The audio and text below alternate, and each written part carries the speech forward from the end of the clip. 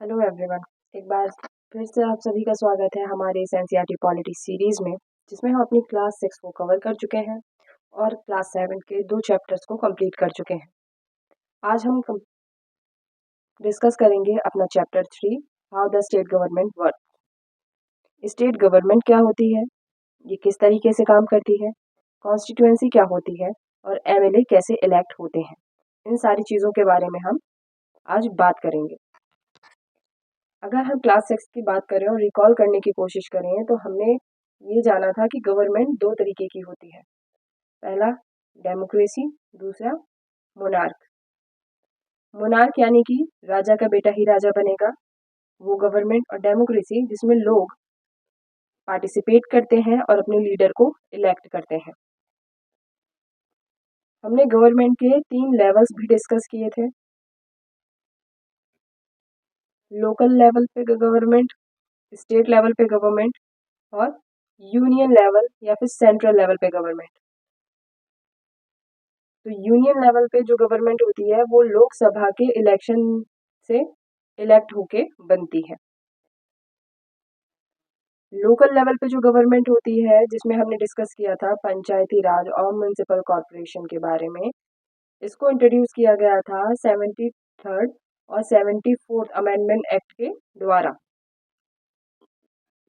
और state level पे जो गवर्नमेंट होती है उसको स्टेट लेजिस्लेटिव असेंबली के इलेक्शन के द्वारा चुना जाता है या बनाया जाता है।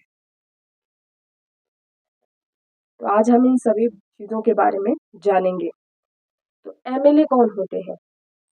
एमएलए को जानने से पहले हम ये जान लेते हैं कि लेजिस्लेटिव असेंबली क्या होती है। किसी भी स्टेट में लेजिस्लेटिव असेंबली को हिंदी में हम विधान सभा कहते हैं। किसी भी स्टेट में इंडिया में जितने भी स्टेट्स हैं उसमें हर स्टेट के पास अपनी लेजिस्लेटिव असेंबली है, और जो लोग लोकल लेवल पे, स्टेट लेवल पे अपने रिप्रेजेंटेटिव को चुनते हैं वो सारे लोग लेजिस्लेटिव असेंबली के मेंबर बनते हैं। उन्हें ही मेंबर्स ऑफ लेजिस्लेटिव असेंबली या फिर एमएलए कहा जाता है। और वही लोग मिलके क्या कहते हैं, गवर्नमेंट बनाते हैं, स्टेट गवर्नमेंट, और फिर उसी के बाद वो एक्ट को लॉ में बदलते हैं। एक्ट को लॉ की तरह पास करा जाता है और फिर अलग अलग डिपार्टमेंट्स में जाके इन लॉज का इम्प्लीमेंट किया जाता है।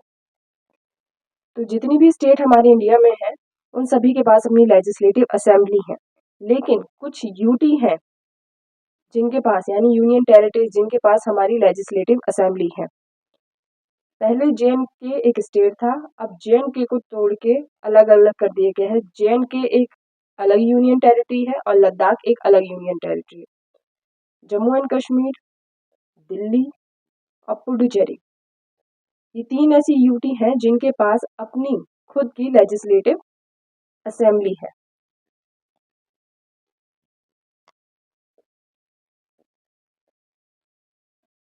और ये लेजिस्लेटिव असेंबली अलग अलग कॉन्स्टिट्यूएंसी में डिवाइड होती हैं। Member of legislative assembly elect किए जाते हैं सिटीजन्स के द्वारा, वो भी जब इलेक्शंस होते हैं, और वो फिर लेजिस्लेटिव असेंबली का पार्ट बन जाते हैं और वो रिप्रेजेंटेटिव होते हैं लोगों के, जो कंट्रीब्यूट करते हैं गवर्नमेंट के फॉर्मेशन में। इंडिया के जितने भी स्टेट्स हैं उनके पास अपनी सबकी खुद की लेजिस्लेटिव असेंबली है, और ये लेजिस्लेटिव असेंबली मल्टीपल कॉन्स्टिट्यूएंसी में डिवाइड होती है। जैसे यहाँ पर दे रखा है एग्जाम्पल हिमाचल प्रदेश का, जहाँ पर 68 कॉन्स्टिट्यूएंसी हैं और यहाँ से एमएलए इलेक्ट किए जाएंगे हर कॉन्स्टिट्यूएंसी से एक। जैसे हमने पंचायती राज सिस्टम में पढ़ा था कि जो वार्ड बनते हैं, तो वहां से जो ग्राम सभा के मेंबर्स होते हैं वार्ड में से उन सारे लोगों को इलेक्ट करते हैं, यानी एक वार्ड में से एक मेंबर इलेक्ट होगा। इसी तरीके से यहाँ पे शो किया गया है हिमाचल प्रदेश की लेजिस्लेटिव असेंबली को, जहाँ पे 68 कॉन्स्टिट्यूएंसी है, यानी 68 कॉन्स्टिट्यूएंसी से 68 एमएलएस को इलेक्ट किया जाएगा। हर कॉन्स्टिट्यूएंसी का अपना एक एमएलए होगा, और यहाँ पे रूलिंग पार्टी के साथ साथ हर पार्टी के लोग होंगे, अपोजिशन होंगे, सब लोग होंगे। सब लोग जो पावर में है, जो कुछ निर्दलीय लोग हैं, वो सब यहाँ पे खड़े होंगे इलेक्शन में और फिर उसके बाद लोग अपने प्रेफरेंस के हिसाब से इन्हें चुनेंगे। पॉलिटिकल पार्टीज क्या करती हैं, compete करती हैं इलेक्शन में, और जो पार्टी जीत जाती है half of the total constituency की मेजॉरिटी से, वो रूलिंग पार्टी को बनाती है, और बाकी के जो अपोजिशन के मेंबर्स होते हैं वो एज अ एमएलए वर्क करते हैं। अब समझिए, जैसे कि मान लीजिए यहाँ पे अलग अलग पार्टी है, अब किसी को 50% से ऊपर वोट मिले हैं तो वो इंसान मेजॉरिटी है उसके पास, तो जितने भी एमएलए उसके जीते हैं वो सभी मिलके रूलिंग पार्टी को फॉर्म करेंगे और अपना चीफ मिनिस्टर चुनेंगे। पहले हम लोग एमएलए को इलेक्ट करेंगे और ये सारे एमएलए मिलके अपना चीफ मिनिस्टर इलेक्ट करेंगे, अपने लीडर को चुनेंगे। लेकिन जो अलग अलग कॉन्स्टिट्यूएंसी से, देखिए जैसे यहाँ पे ये दिखा रखा है, अगर हम पिंक वाले एरिया से माने तो पिंक वाले एरिया से जितना एरिया हम यहाँ पे स्केच से कर रहे हैं, मान लीजिए यहाँ पे अपोजिशन के लीडर जीते हैं, बाकी जितनी जगहें हैं, जितनी ये सारी जगह बचती हैं, यहाँ पे रूलिंग पार्टी जो मेजॉरिटी जिसने हासिल की है उसके एमएलएज हैं, तो इनकी सीट इनसे नहीं छीनी जाएगी, जहाँ से ये जीत चुके हैं वो एमएलएज अपोजिशन के लेजिस्लेटिव असेंबली में रहेंगे, और ये सारे लोग मिलके जो 50% से ऊपर जिन्होंने सीट या वोट्स मिले हैं वो मिलके रूलिंग पार्टी बनाएंगे और अपने सीएम को इलेक्ट करेंगे। जैसे हिमाचल प्रदेश का यहाँ पे एग्जाम्पल दिया हुआ है 2017 का, जहाँ पे भारतीय जनता पार्टी ने इलेक्शन को जीता 44 सीट से, जो एक मेजॉरिटी थी, और फिर उन्होंने रूलिंग पार्टी को फॉर्म किया, और इंडियन नेशनल कांग्रेस एक इनका मेजर अपोजिशन थी। अब अपोजिशन क्या होता है, रूलिंग पार्टी वो पार्टी होती है जो इलेक्शन में जीत के या फिर मेजॉरिटी हासिल करके अपनी सरकार को बनाती है, और अपोजिशन वो होता है, जैसे स्टेट सेंट्रल में अभी देखें तो सेंट्रल में हमारे पास बीजेपी एज अ गवर्नमेंट है, और अपोजिशन में वो लोग जो क्या कहते हैं 50% वोट से या फिर मेजॉरिटी हासिल नहीं कर पाते, वो लोग अपोजिशन में रहते हैं। और हमारे लिए अपोजिशन इसलिए ज़रूरी है क्योंकि डेमोक्रेसी की एक खासियत है, अगर एक स्ट्रॉन्ग ओपोनेंट होगा हमारे पास, एक स्ट्रॉन्ग अपोजिशन का लीडर होंगे या एमएलए होंगे, तो वो क्या कहते हैं, जो रूलिंग पार्टी है उनकी गलतियों को वो इंडिकेट करते रहेंगे, उनके काम में कमियां बताते रहेंगे, और क्या क्या नहीं हो रहा है ज़रूरत के हिसाब से वो सब गिराते रहेंगे, जिसकी वजह से हम क्वेश्चन कर सकते हैं, और जो रूलिंग पार्टी है उसके हाथ में पूरी पावर नहीं जाएगी, क्योंकि हम सभी जानते हैं कि अगर इलेक्ट होने के बाद जो भी हमारे पॉलिटिशियंस हैं वो बहुत ज़्यादा ताकतवर होते हैं, उनको क्या ही ज़रूरत है कि वो हमारी बात सुनेंगे या फिर हमारी जो नीड्स हैं उनको फुलफिल करेंगे। इसीलिए हमारे पास एक स्ट्रॉन्ग अपोजिशन का होना ज़रूरी है, और ये डेमोक्रेसी की एक बहुत अच्छी और ख़ास बात है। इलेक्शन के बाद ये सारे एमएलएज रूलिंग पार्टी के लीडर्स को इलेक्ट करते हैं और अपना चीफ मिनिस्टर इलेक्ट कर लेते हैं।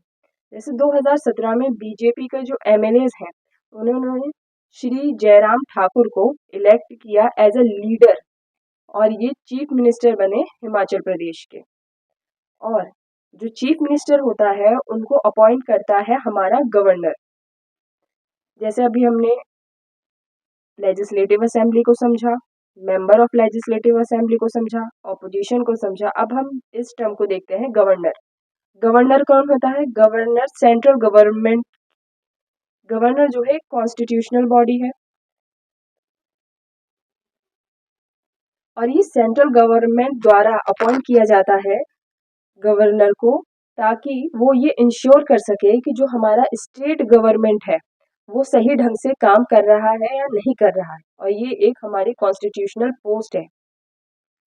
ठीक है, तो जो भी शपथ ग्रहण समारोह होता है, जो भी ओथ टेकिंग होता है, ये सारा काम हमारा गवर्नर करता है, चीफ मिनिस्टर को अपॉइंट करने का हमारा काम करता है हमारा गवर्नर, और जितने भी अदर मिनिस्टर्स होते हैं उनको भी अपॉइंट करता है गवर्नर। और वो गवर्नर ही क्या कहते हैं, अलग अलग मिनिस्टर्स को अलग अलग मिनिस्ट्रीज के चार्ज देते हैं डिपार्टमेंट्स के, ताकि एफिशिएंट तरीके से एडमिनिस्ट्रेशन को चलाया जा सके। अब देखिए मिनिस्टर्स कौन होते हैं, हर एमएलए मिनिस्टर नहीं होता, पहली बात तो, क्योंकि एमएलए जो होते हैं member of legislative assembly oppositions के भी होते हैं, रूलिंग पार्टी के भी होते हैं, लेकिन जो उसके लिए सुइटेबल होता है किसी भी मिनिस्ट्री के लिए उसको ही मिनिस्टर बनाया जाता है। तो कौन कौन सी मिनिस्ट्रीज हो जाती हैं, जैसे एजुकेशन मिनिस्ट्री हो गई, हेल्थ मिनिस्ट्री हो गई, स्पोर्ट्स, फाइनेंस और टूरिज्म, और भी बहुत सी मिनिस्ट्रीज होती हैं। और इन सारी पर्टिकुलर मिनिस्ट्रीज के अपने अपने पर्टिकुलर मिनिस्टर्स होते हैं। जो सारे लॉज या एक्ट बनाए जाते हैं उनको ये लोग मिनिस्ट्रीज में फिर इम्प्लीमेंट करते हैं, और पूरी जितनी भी स्टेट है उसमें पर्टिकुलर फील्ड की देखरेख करते हैं। जैसे एजुकेशन मिनिस्टर एजुकेशन का ध्यान रखेगा कि किस तरीके की एजुकेशन व्यवस्था है, कैसे गवर्नमेंट स्कूल्स हैं। हेल्थ मिनिस्टर सारी हेल्थ फैसिलिटीज़ को चेक करेगा। स्पोर्ट्स मिनिस्टर स्पोर्ट्स के हिसाब से चीज़ें देखेगा। फाइनेंस मिनिस्टर जो होता है वो स्टेट का बजट और उसके फाइनेंशियल प्रॉब्लम्स को हैंडल करेगा। और टूरिज्म मिनिस्टर टूरिज्म की चीज़ों को देखेगा। इस तरीके से अलग अलग मिनिस्ट्रीज़ के लोग अलग अलग काम करते हैं। और लेजिस्लेटिव असेंबली जैसे अभी हम समझ ही चुके हैं कि लेजिस्लेटिव असेंबली वो होती है जहाँ एमएलएज होते हैं, बोथ दोनों जगह के, रूलिंग और अपोजिशन पार्टी के दोनों जगह के एमएलएज वहाँ बैठते हैं। जो भी डिस्कशन होता है उसको डिस्कस करते हैं, डिबेट करते हैं इम्पोर्टेंट इश्यूज पे, ताकि जो हमारे स्टेट को अफेक्ट कर रहे हैं वो सारे इश्यूज उनको डिस्कस किया जा सके।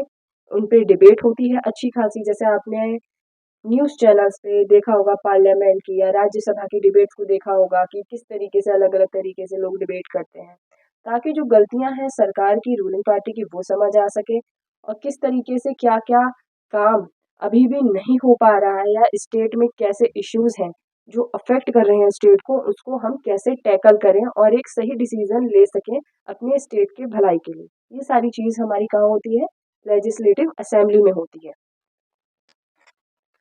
कुछ कुछ एमएलएज होते हैं जिनके डुअल रोल्स होते हैं। कुछ तो हमारे रिप्रेजेंटेटिव के साथ साथ कॉन्स्टिट्यूंसी के रिप्रेजेंटेटिव भी होते हैं और मिनिस्टर्स भी होते हैं, मिनिस्ट्रीज को भी मैनेज करते हैं। जैसे कोई भी स्पेसिफिक मिनिस्ट्री होती है, गवर्नमेंट डिपार्टमेंट्स होते हैं, उनका भी उनके पास हक होता है या फिर उनको अपॉइंट किया जाता है एज अ मिनिस्टर, जिसको वो देखते हैं। अब यहाँ पे एक डिबेट को डिस्कस किया गया है कि लेजिस्लेटिव असेंबली में किस तरीके की डिबेट्स होती हैं। जैसे अभी हमने कुछ देर पहले ये पढ़ा कि जो गवर्नर है वो हमारा कॉन्स्टिट्यूशन बॉडी है। ऐसे ही हमारी एग्जीक्यूटिव बॉडी में आते हैं, एग्जीक्यूटिव यानी कार्यकारिणी जो एडमिनिस्ट्रेटिव करते हैं, उसमें आते हैं हमारे गवर्नर, सीएम, एडवोकेट जनरल। ये सारे लोग आते हैं जो स्टेट के एग्जीक्यूटिव में हैं, जो मतलब हमारे स्टेट को एडमिनिस्ट्रेशन करने में मदद करते हैं। अब इन्हीं सारी चीज़ों पे जब डिबेट होती है कि लेजिस्लेटिव असेंबली में किस तरीके की डिबेट्स होती हैं, यहाँ पे हम देख सकते हैं कि आफरीन, सुजाता और कुछ अदर स्टूडेंट्स हैं जो लेजिस्लेटिव असेंबली को विजिट करते हैं, हमारी विधानसभा को, स्टेट कैपिटल के, और वो वहाँ जाके डिबेट को ऑब्जर्व करते हैं कि किस तरीके से एक बहुत बड़ा लेजिस्लेटिव हॉल है, बहुत इम्प्रेसिव है, और जो रोज है डेस्क की वो पूरी तरीके से फिल है अलग अलग लेजिस्लेटिव असेंबली के मेंबर से। और इन सारे असेंबली सेशंस में बहुत सारे इम्पोर्टेंट इश्यूज को डिस्कस किया जाता है, उनको क्वेश्चन किया जाता है, और जो भी सल्यूशन होते हैं उनको सजेस्ट किया जाता है। जो मिनिस्टर चार्ज में है उनको रिस्पॉन्ड करना पड़ता है कि अगर उनके किसी फैसले को चैलेंज किया गया है या उसको क्वेश्चन किया गया है तो उनको रिस्पॉन्ड करना पड़ेगा कि ये सारी चीज़ें किस तरीके से चल रही हैं और अभी तक कोई अप्रोप्रिएट एक्शन क्यों नहीं लिया गया, और अगर लिया गया है तो वो सारी चीज़ों को बताएंगे कि हमने ये तक दिक्कत देखी और इस तरीके के अप्रोप्रिएट एक्शंस लिए गए हैं। अब चीफ मिनिस्टर जो और अदर मिनिस्टर्स होते हैं वो क्या करते हैं, एक की गवर्नेंस डिसीजन को लेते हैं कि जो भी गवर्नमेंट के एक्शन है उनको अप्रूव किया जाए। और पूरी तरीके से लेजिस्लेटिव असेंबली क्या करती है, जो गवर्नमेंट डिसीजन लेती है उनके सारे डिसीजन को अप्रूव करता है, जिससे कि उनको इम्प्लीमेंट किया जा सके अलग अलग मिनिस्ट्रीज के डिपार्टमेंट में।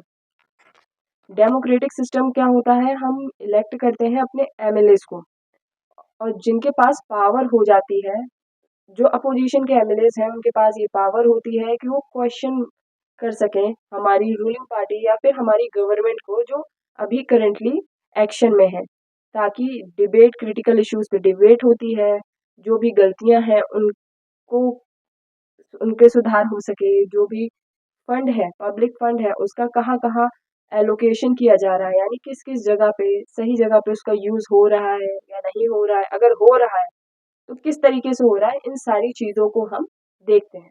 जैसे पार्लियामेंट या फिर लेजिस्लेटिव असेंबली का एक यहाँ पे पिक्चर शो की गई है, जैसे 1, 2, 3 और 4, 5 और 6, यहाँ पे अलग अलग एमएलएज हैं जो अलग अलग तरीके की डिबेट कर रहे हैं या फिर क्वेश्चन कर रहे हैं, और वो सारी चीज़ों को यहाँ पे एक फोटो में दिखाया गया है कि किस तरीके से जो लेजिस्लेटिव असेंबली है उनके सेशन रन किए जाते हैं। अब हम यहाँ पे डिबेट पढ़ेंगे, अलग अलग एमएलए की बात सुनेंगे कि किस तरीके से हमारी लेजिस्लेटिव असेंबली में डिबेट कंसिडर की जाती है।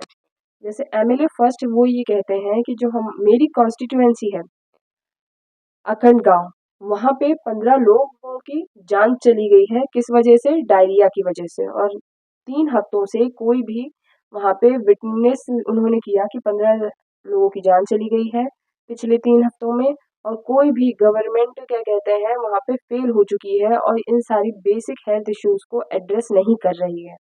खुद को ये लोग क्या बताते हैं, टेक्नोलॉजिकल एडवांसमेंट बताते हैं, लेकिन ऐसा कुछ भी नहीं हो रहा है, और ये अर्ज करते हैं हेल्थ मिनिस्टर से कि अर्जेंट एक्शन लिया जाए और इन सारे क्राइसिस को कंट्रोल किया जाए। फिर वहीं पे एमएलए 2 का ये कहना है कि मेरा कंसर्न ये है कि पुअर कंडीशन है गवर्नमेंट हॉस्पिटल्स की, बिल्कुल भी अच्छी हालत में नहीं है, वहाँ पे गवर्नमेंट फेल हो चुकी है अपॉइंट करने में, किन लोगों को, क्वालिफाइड डॉक्टर और मेडिकल स्टाफ को डिस्ट्रिक्ट में अपॉइंट करने के लिए एकदम से फेल हो चुकी है। और गवर्नमेंट का क्या प्लान है, क्यों वो, कैसे इन सारी चीज़ों को जो टैकल करेगी, कैसे जो लोगों को ये प्रॉब्लम अफेक्ट कर रही है उनको कैसे ख़त्म करेगी। और यहाँ पे एक एपिडेमिक का नाम, वर्ड को यूज़ किया गया है, जैसे हमने कोरोना पीरियड में पढ़ा था पैंडेमिक। पैंडेमिक वो बीमारी है जो वर्ल्ड वाइड फैल जाए, और एपिडेमिक वो बीमारी है जो पहले लोकल लेवल पे फैले, यानी जब कोरोना फैला था तो वुहान जिले में फैला था चाइना के, और जो वुहान स्टेट में फैला था तो वहाँ के लिए एपिडेमिक था, किसी एक ही शहर या किसी एक ही ज़िले में, किसी लोकल लेवल पे, और धीरे धीरे करके जैसे ही वो पूरी कंट्री में फैला तो वो पैंडेमिक हो गया। अब एमएलए 3 कहता है कि धौलपत्ती में क्या कहते हैं सीवियर वाटर क्राइसिस है, वहाँ की जो वुमेन है उनको 3 से 4 किलोमीटर चल के जाना पड़ता है पानी लेने के लिए, कोई भी वाटर टैंकर वहाँ पे डिप्लॉय नहीं किया गया, और वहाँ की जो वेल हैं, पॉन्ड्स हैं, उनको क्लीन नहीं करवाया गया, ना ही उनको डिसइंफेक्टेड करवाया गया। तो ये सारी जो एमएलए 1, एमएलए 2 और एमएलए 3 हैं, ये सब क्या करते हैं, जो रूलिंग पार्टी है या जो गवर्नमेंट है उनकी कमियां बताते हैं कि कैसे कैसे ये सारा काम अभी तक नहीं किया गया। लेकिन एमएलए 4 क्या कहता है, वो यूँ कहते हैं कि जो भी मेरे फेलो मेंबर्स हैं वो एग्जेजरेट करके बता रहे हैं सिचुएशन को, यानी बढ़ा चढ़ा के बता रहे हैं। हमारी गवर्नमेंट ने नेसेसरी स्टेप्स ले चुके हैं, वाटर टैंकर भी हमने डिप्लॉयड कर दिए हैं, और जो भी डायरिया से ग्रसित लोग हैं, जो भी जिन्हें अफेक्ट पहुंचा है, उनको हम ओआरएस के पैकेट डिस्ट्रीब्यूट करा रहे हैं, और जितने भी एफर्ट्स हमसे किए जा सकते थे अफेक्टेड पीपल के लिए वो सारी चीज़ कर रहे हैं, और उनको हम अच्छे से सपोर्ट कर रहे हैं। तो जिससे ये पता चलता है कि कुछ लोग ऑपोजिशन के हैं जो उनकी गलतियां निकाल रहे हैं, और कुछ लोग रूलिंग पार्टी के एमएलएज हैं जो अपनी गवर्नमेंट को सपोर्ट कर रहे हैं, और उन्होंने क्या क्या स्टेप्स उठाए हैं उन सारी चीज़ों के बारे में बता रहे हैं। जैसे एमएलए 5 वो ये बताते हैं कि हॉस्पिटल की जो कंडीशंस है वो बहुत ही अलार्मिंग है, यानी कि बहुत बेकार है। वहाँ के जो डॉक्टर्स हैं वो लैक कंसिडर्ड है, ना कि कोई मेडिकल स्टाफ नहीं है अच्छे से अपॉइंट किया गया सालों से, ये सारी चीज़ों को बताते हैं। और कुछ केसेस में डॉक्टर ने अपनी छुट्टियां एक्सटेंड कर ली हैं, जो वो चीज़ों को और भी बुरा बना रहे हैं, जो उन हालात को बुरा बना रहे हैं, और वो ये भी क्वेश्चन करते हैं कि आप ORS के जो पैकेट्स हैं अफेक्टेड फैमिली तक कैसे डिस्ट्रीब्यूट कर रहे हैं, क्या तरीका है आपके डिस्ट्रीब्यूशन का। और अपोजिशन ये भी कहता है कि अपोजिशन अनफेयर, और MLA 6 जो है वो ये बोलता है कि जो हमारा अपोजिशन है वो हम पे अनफेयरली ब्लेम कर रहा है, यानी कि बेमानी के हम पे इल्ज़ाम लगा रहा है। और जो भी हमारा प्रीवियस एडमिनिस्ट्रेशन था या फिर जो प्रीवियस गवर्नमेंट थी उसने पहले ही सैनिटेशन को बहुत अच्छे से नहीं लिया। हमने जो भी इतने सालों से कूड़ा पड़ा हुआ था, जो भी गार्बेज था, वो सब कुछ हमने क्लीन अप करवाया और उनका भी जो काम रह गया था वो भी हमने कंप्लीट किया। तो इस तरीके से लेजिस्लेटिव असेंबलीज में अपोजिशन पार्टी के और रूलिंग पार्टी के MLA डिबेट करते हैं और इस तरीके से बातों का निष्कर्ष निकाला जाता है कि स्टेट के लिए क्या भी इफेक्टिव डिसीजन होंगे उनको लिया जाए।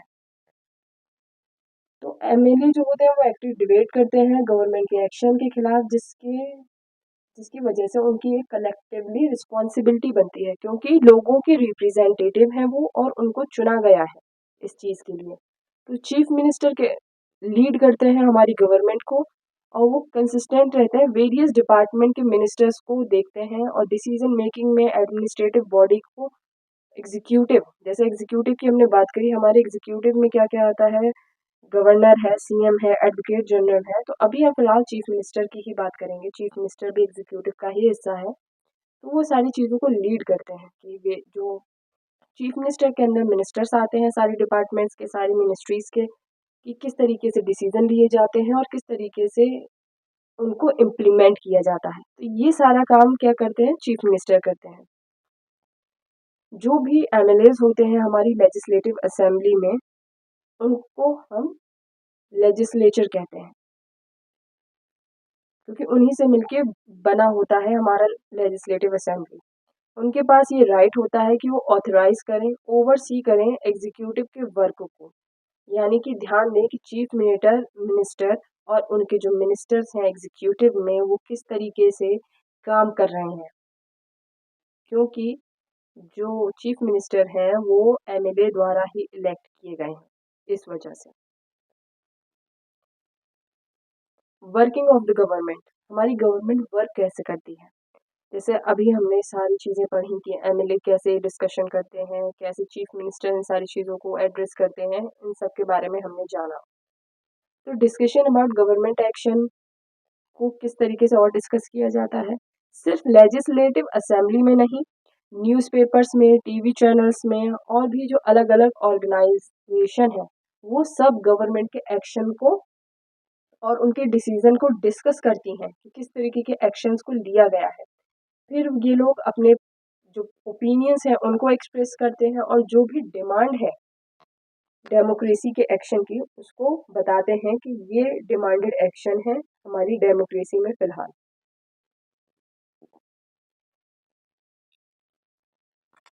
लेजिस्लेटिव असेंबली की डिबेट के बाद हेल्थ मिनिस्टर ने एक प्रेस कॉन्फ्रेंस करी और जितने भी जर्नलिस्ट हैं उनको बुलाया और गवर्नमेंट के जितने भी ऑफिशियल्स हैं वो वहाँ प्रेजेंट थे और जो भी वहाँ पे लोग आए हुए थे, जितने भी जर्नलिस्ट हैं, उनको ये बताया कि गवर्नमेंट क्या-क्या स्टेप्स ले रही है इन हेल्थ इश्यूज को सुधार करने के लिए, क्योंकि हमने देखा कि डायरिया फैला हुआ है, तो उसकी वजह से लेजिस्लेटिव असेंबली में काफ़ी लंबी डिबेट चली। तो इस तरीके से जो मिनिस्टर्स हैं, आप सभी ने देखा होगा, मिनिस्टर्स हो गए या बड़े-बड़े सेलिब्रिटीज़ हो गए या हमारे स्पोर्ट्स पर्सन, जैसे हमारे क्रिकेटर्स होते हैं, तो किसी भी मैच के बाद हम प्रेस कॉन्फ्रेंस करते हैं और जितनी भी डिटेल्स होती हैं, क्या हमसे गलती हुई या कैसे हम अच्छा कर गए, इन सारी चीज़ों की जानकारी हम देते हैं। इसी तरीके से हमारे जो हेल्थ मिनिस्टर्स हैं और अलग-अलग मिनिस्ट्रीज़ के लोग जैसे भी क्राइसिस होते हैं, जो भी इश्यू होते हैं, उन पे एक प्रेस कॉन्फ्रेंस बुलाते हैं और अपनी जितनी भी डिटेल्स हैं, जो भी सरकार कदम उठा रही है, उन सब की जानकारी जर्नलिस्ट को देते हैं, जिसकी वजह से आम जनता तक ये बात पहुँच सके। तो कुछ वीक फॉलो करने के बाद चीफ मिनिस्टर और हेल्थ मिनिस्टर विजिट करते हैं पटलपुरम डिस्ट्रिक्ट को, जहाँ पे वो अफेक्टेड फैमिलीज से मिलते हैं और अनाउंस कर देते हैं कंपनसेशन। जो भी उनको इम्पैक्ट हुआ है उनको कंपनसेशन अनाउंस कर देते हैं कि आपको इतने अमाउंट तक दिया जाएगा। और चीफ मिनिस्टर रिकॉग्नाइज करते हैं वो सारे इश्यूज जो एक्सटेंडेड हो चुके हैं, जो सैनिटेशन से भी ज़्यादा है, यानी सैनिटेशन साफ सफाई के अलावा भी क्या है, लैक ऑफ क्लीन वाटर है। जो ड्रिंकिंग वाटर है वो बहुत गंदा है, वो साफ नहीं है। और क्या करते हैं, अश्योर करते हैं कि हाई लेवल इंक्वायरी कमेटी गठित की जाए और डिस्ट्रिक्ट सैनिटेशन की नीड को कंप्लीट किया जाए।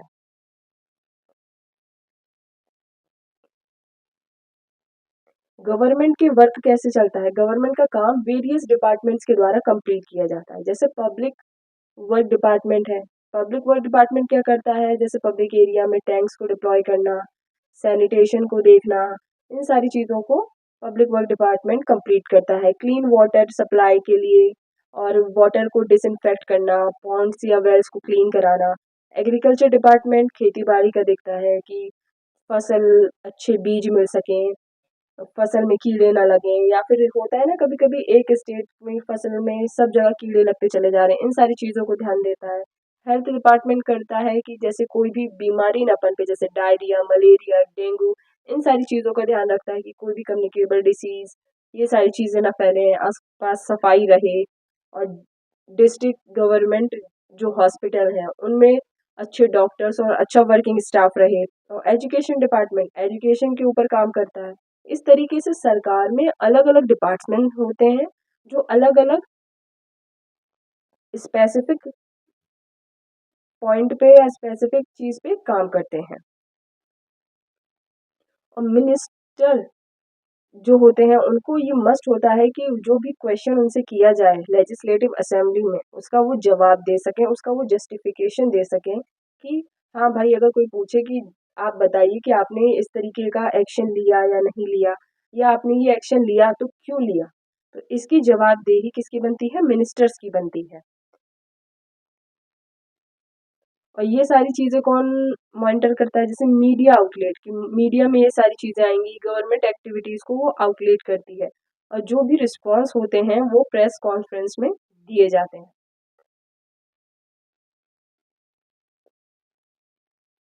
गवर्नमेंट क्या कर सकती है, नए लॉज बना सकती है, सैनिटेशन को इम्प्रूव कर सकती है, हेल्थ केयर को इम्प्रूव कर सकती है। कैसे इम्प्रूव कर सकती है कि मैंडेटिंग पब्लिक टॉयलेट्स बना दे, कहाँ पे, अर्बन एरियाज़ में। और जो हेल्थ वर्कर्स हैं उनको अपॉइंट किया जाए विलेज एरियाज़ में, जिससे कि मेडिकल सर्विसेज को इन्हेंस किया जा सके। डेमोक्रेसी में क्या होता है कि इलेक्टेड एमएलएज होल्ड करते हैं अल्टीमेट अथॉरिटी को, यानी कि उनके पास बहुत पावर होती है क्योंकि वो रूलिंग पार्टी को फॉर्म करेंगे, उनकी गवर्नमेंट बनेगी। कुछ एमएलए क्या होते हैं, मिनिस्टर्स बन जाते हैं, जो गवर्नमेंट डिपार्टमेंट को देखते हैं, उनको मॉनिटर करते हैं, और जो भी डिपार्टमेंटल वर्क है उसको अप्रूव कौन करता है, वो हमारी लेजिस्लेटिव असेंबली करती है। जैसे रूलिंग पार्टी के सारे एमएलए एग्जीक्यूटिव नहीं होते, पहली बात। और रूलिंग पार्टी के जो एमएलए होते हैं वो मिनिस्टर बनते हैं, वही एग्जीक्यूटिव होते हैं। जैसे कि जितने भी एमएलएज हैं वो सब एग्जीक्यूटिव में नहीं आते। लेजिस्लेटिव असेंबली क्या करती है, लॉ मेकर होती है, पहले मिलकर डिस्कशन करते हैं, फिर वो एक एक्ट को पास करते हैं जिसको लॉ बनाया जाता है। और उसके बाद जब लॉ बन जाता है तो अलग अलग डिपार्टमेंट में जाके वो लॉ को इम्प्लीमेंट करते हैं। जैसे यहाँ पे एक फोटो दिखाया गया है कि यहाँ पे आंदोलन किया गया है, ये आंदोलन सरकार के खिलाफ, उनकी पॉलिसीज के खिलाफ ही है। ऐसे आंदोलन से सरकार इसलिए डरती है क्योंकि इस ऐसे आंदोलन की वजह से हमारा देश भी आज़ाद हो चुका है, तो करंट में कोई बैठी हुई सरकार हो तो उसको डरना भी चाहिए। कॉन्स्टिट्यूएंसी क्या होती है, एक पर्टिकुलर एरिया होता है जहाँ के जो वोटर्स होते हैं वो अपने रिप्रेजेंटेटिव को चूज करते हैं, और उसके बाद वो, जैसे हमने पंचायत वार्ड में देखा था, लोगों को चूज करते हैं, उन्हीं लोगों को हम एमएलए कहते हैं। मेजॉरिटी क्या होती है, आगे आने वाले चैप्टर्स में हम दो तरह की मेजॉरिटी पढ़ेंगे, जैसे एक एब्सोल्यूट मेजॉरिटी, एक होती है स्पेशल मेजॉरिटी। मेजॉरिटी वो सिचुएशन होती है कि जहाँ पे हम हाफ से ज़्यादा यानी 50% से प्लस नंबर्स को नंबर्स ऑफ सपोर्टर्स हमें मिलते हैं और वहाँ पे डिसीजन और आइडिया को मैच करते हो और फिर सिंपल मेजॉरिटी हमें मिल जाती है, जिसकी वजह से हम अपनी सरकार को गठित कर पाते हैं। ऑपोजिशन क्या होता है? ऑपोजिशन वो होता है जो इलेक्टेड रिप्रेजेंटेटिव होते हैं, लेकिन उन्हें रूलिंग पार्टी के मेंबर्स नहीं होते क्योंकि उन्हें मेजॉरिटी नहीं मिली होती, लेकिन वो बहुत इंपॉर्टेंट रोल प्ले करते हैं। वो हमारी जो गवर्नमेंट है उसके डिसीजन को क्वेश्चन कर सकते हैं, एक्शन ले सकते हैं और क्या कहते हैं, कंसिडर कर सकते हैं असेंबली में जो गवर्नमेंट ने एक्शन लिए हैं उन सभी को। Press conference. प्रेस कॉन्फ्रेंस का मतलब ये हो गया कि जितने भी जर्नलिस्ट हैं उनको गैदर करना, मीडिया के थ्रू हर उस क्वेश्चन जो मीडिया पूछे, जो भी पर्टिकुलर इशू है उसको पब्लिक तक पहुंचाना, जिसकी वजह से पब्लिक को भी जानकारी हो सके कि गवर्नमेंट किस किस तरह के जो हमारे इश्यूज हैं उस पर क्या क्या एक्शन को ले रही है और अगर नहीं ले रही तो पब्लिक उसको क्वेश्चन कर सके। तो मीडिया भी एक बहुत ज़रूरी है हमारे लिए। आई होप आप सभी को ये चैप्टर समझ में आया होगा। आप सभी का बहुत बहुत धन्यवाद।